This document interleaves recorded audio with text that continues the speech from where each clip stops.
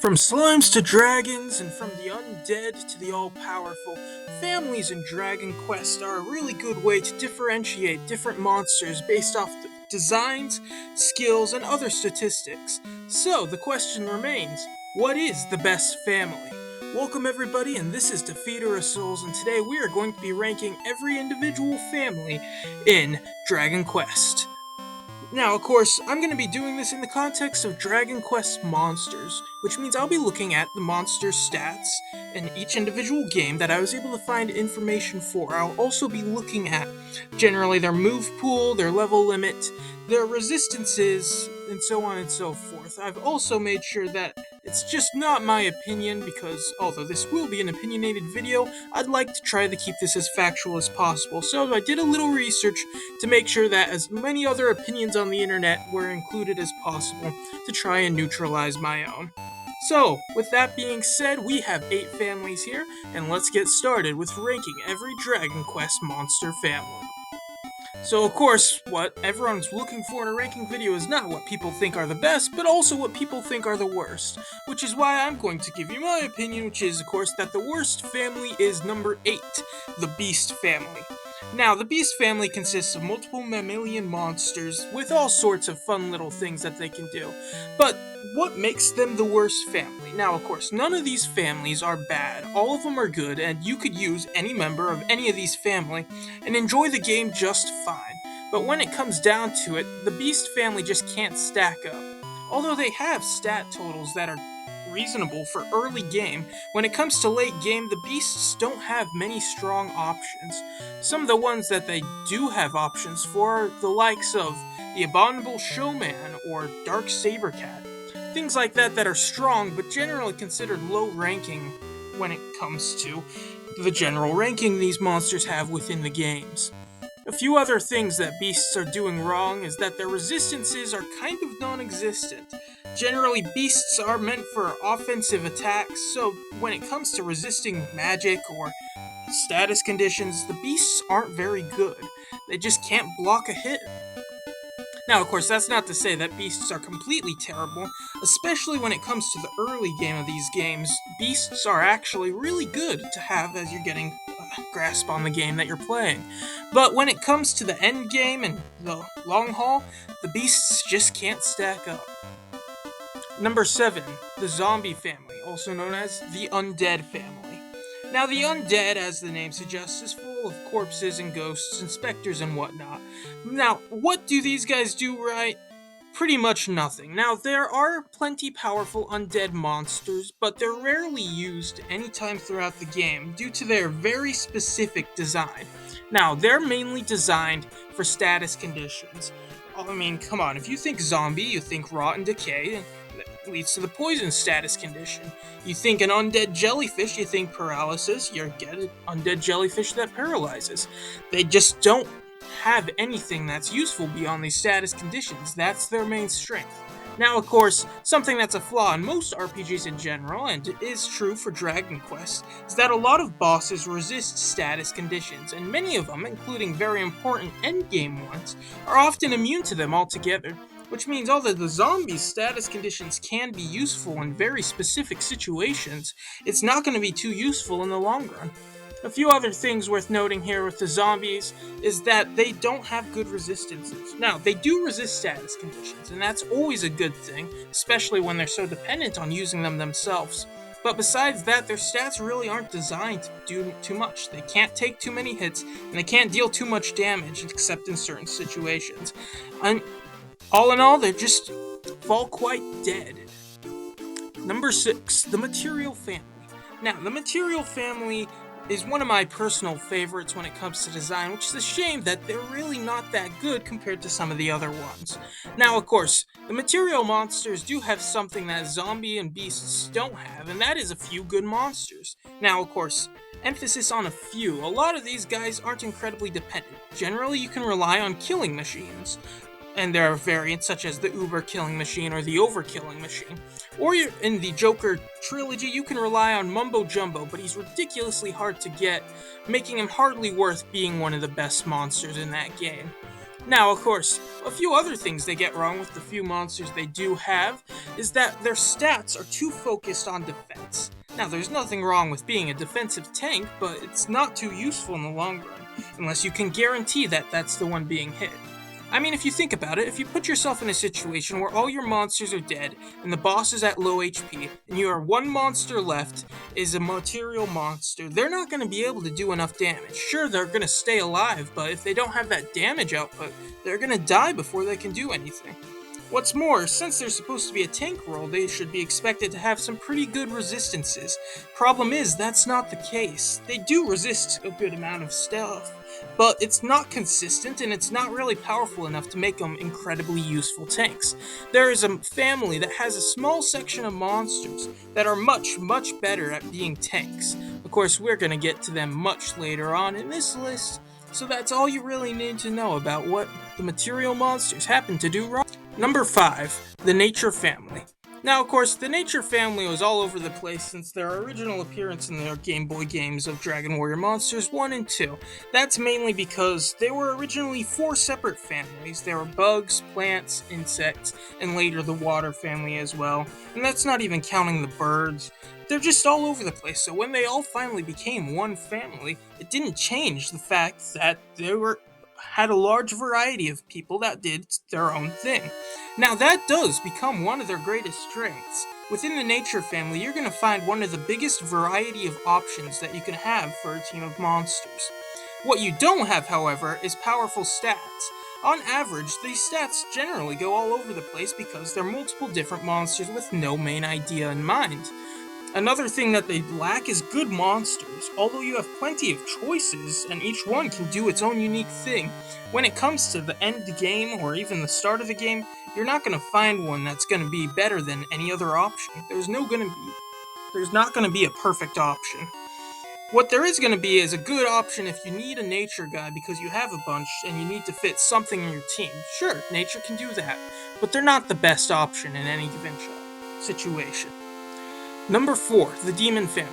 This top half of the list is full of really good families. Not that the bottom 4 were bad, it's just that when it comes to just being good, they can't compete with the top 4 of this list. There's a reason why they're the top half. Now, of course, what does the Demon Family do right? Well, the Demon Family has powerful strengths all around. The first thing to mention is that they have a lot of really good monsters. And one of the main reasons for that is that one of the stronger families, the Mystery Family, does not have room for every single boss in Dragon Quest. A lot of them ended up going to the Demon Family as a result, because they weren't worthy of being a Mystery Family member. As a result, a lot of bosses and other incredibly powerful monsters became demons, and of course, even without them, the Demon Family is stocked with incredibly powerful monsters. What's more, the Demon Family generally on average has some of the best stats in the game. It ends up being the 3rd highest stats on average on both of the times I compared them, one using the stats in Dragon Warrior Monsters 2 and the other using stats from the Dark Prince. They also have a really good moveset and skill pool. They're incredibly resistant and generally incredibly well-rounded. They do what nature tried to do and be all-rounders, but they do it much better because they had an idea in mind. Due to this cohesiveness, demons are a much more reliable party member than any of the previous 4 members of our list. Number 3, dragons. Now, of course, something I need to mention here is that technically, when you compare the stats of all these families, the average of these stats, the dragons end up on the lowest part of the list every single time. Now, this might come as a surprise, especially since I put them so high on the list, but there's a reason why their stats are designed this way. That's because these dragons are designed with a single focus in mind, and that is damage. On average, the Dragon Family has a higher attack stat than any other monster family in the game, at the cost of their magic stats, wisdom, and MP being a lot lower. Now, this does mean that on average they have lower stats, but if you're not using magic, as dragons aren't supposed to, you're not really going to notice it. Another thing is that dragons generally have a lot of incredibly powerful monsters. that have been used as endgame monsters over and over again have been tried and tested and proven that these are incredibly powerful. You also have bosses like Dragon Lord, who obviously is worthy of being on one of the most powerful monsters in the game, being the final boss of Dragon Quest I, is a powerful member of the Dragon family in both his forms. Another thing worth noting is that since all these guys have the same idea in mind, they can all do it really well. Offense is generally exactly what the dragons need to do, and dragons can be relied upon for this powerful offense. One last thing worth mentioning here is that they have good skills. Now, sure, they may not want to use magic, but dragons do have access to good magic skills, which make them good for future breeding. Another thing dragons have access to is great resistances, which make them fairly good at staying alive. Now, of course, their HP stats only around an average amount. Of course, I've said average too much in this video, so we'll just say it's a medium amount of HP. Now, they may not be able to survive the strongest of hits, but they're going to survive enough that they're going to get plenty of damage out on your enemy. Also, one quick thing before we move on, apparently the monster Komodo dragon little guy, he's apparently the best early game monster in pretty much every Dragon Quest game, having incredibly useful stats. Now, I don't know why, but I just thought that was interesting when I was doing my stuff. Number 2, the Mystery Family.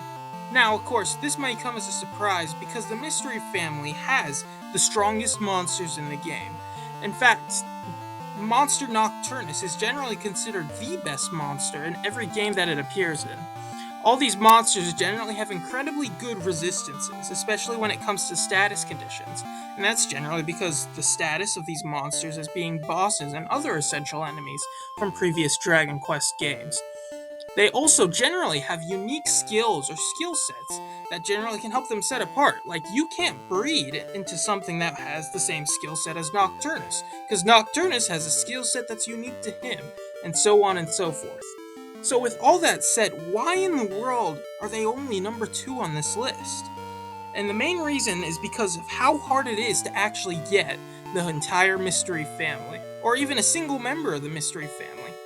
So, for example, take a look at the Dark Prince. The Dark Prince generally has monsters ranked from how hard they get and how powerful they can be, from a G rank all the way to an X rank, with it going X, S, A, B, C, D, E, and so on and so forth.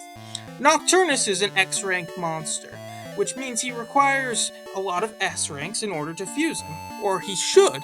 Instead, he requires 3 X ranks and 1 S rank in order to fuse him. All of those X ranks require at least 3 S ranks, and each one of those S ranks go on and so forth, which means the amount of grinding you'll have to do in order to get Nocturnus in this game is going to be the equivalent of multiple days, unless you have some way of cheating past it. And even then, if you're trying to make sure he has good skills or gets extra good skills, you're going to have to put in even more work. It's just ridiculous, the amount of effort required to get these guys, to the point where on a normal playthrough of any Dragon Quest Monsters game, you're probably not going to get one. Now, of course, if you're entirely focused on getting one, or if you want to do endgame content, you'll probably acquire one, but just in a normal playthrough, these guys are just ridiculously hard to get. And that's why they're only number 2 on this list. And that leads us to the number 1 monster family on our list, the Slimes. Now, of course, you might say, oh well, this is a cop-out. Man, Slimes are the most popular monsters in the Dragon Quest franchise, blah blah blah. Now, I'm here to tell you there's a reason why they're so popular, and it's not just because their design is incredibly good. It's rather, in fact, because they're incredibly useful as monsters. Not just are they good early game enemies, but they also make really good party members when it comes to the Dragon Quest Monsters franchise. If you take a look at these stats, you'll notice that Slimes, on average, have the second best stat total in the game. Almost only thing able to beat it is generally the average stats of the Mystery Family, which shouldn't come as a surprise.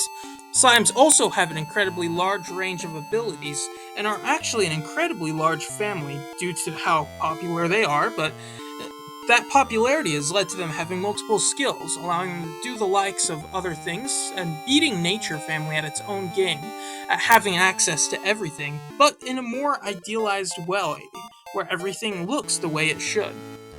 Another thing to mention about Slimes is that they have a certain sect of monsters, and these small subsection of slimes I did hint towards earlier in the video is the reason why slimes cemented their place as the number one on this list, and that's because of the metal slimes. Now, of course, anyone who's played any Dragon Quest game probably knows what a metal slime is, and they probably remember trying to kill them as they ran away and only took 1 damage per hit with their small HP and their incredibly insane defense.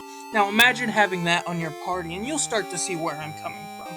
Now, of course, you're able to use all these items that allow you to benefit stats on them as well. You can boost their HP, is the main thing. You have the ability to take the insane defense of a metal slime and give it an HP stat that'll prevent it from dying in 4 hits. Do you see why these are so powerful? Metal slimes resist everything. They are immune to all forms of magic. You can only hurt them with physical attacks, and then you can actually breed them so they have a full heal. It makes them so incredibly powerful that these metal slimes alone are generally the strongest monsters in the game, in my opinion. Sure, the mystery monsters have better stats, but they also don't have as good resistances or immunities. Of course, there's also the fun part that Liquid Metal Slime's one of my favorite monsters, but I'm trying to keep that out of the equation. Within Metal Slimes, you also have an upgraded version called the Jewel Slime or the Gold Slime that has the best resistances in every game that it appears in, or at least the earlier games of the Dragon Quest Monsters franchise. On average, the slimes just outcompete the competition. Now, of course, if the metal slimes were counted separately or just not included, it would be completely plausible in order to say that the mystery family was the number one family on the list. And with how hard it can be to tame metal slimes, it's reasonable to say, hey, why don't you take that into account? However, in most of these games, there are ways to breed metal slimes without actually having to tame them. For example, in the first Dragon Warrior Monsters game, you can get a Metabel, also known as the Liquid Metal Slime, just by turning in enough mini-metals. Now, of course, that does take a little bit of grinding and searching, but it takes much less time than trying to tame one of these metal slimes. And of course goes so on and so forth. These metal slimes are the best family, and as such, their companions are the equally useful but not nearly as powerful slime family is the number one family in Dragon Quest Monsters. So with that all being said, that's the end of this video. I of course expect there to be disagreement on this video from the 5 people who probably will end up watching this. So, if you have any disagreements, I'd love to know what your favorite family is down in the comments.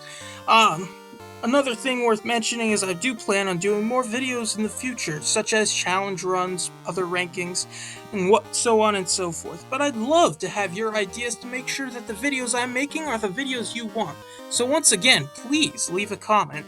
You're of course free to like and subscribe to my channel if you love the incredibly specific concept of Dragon Quest Monsters. So with that all being said, thank you for watching my video, and this has been Defeater of Souls.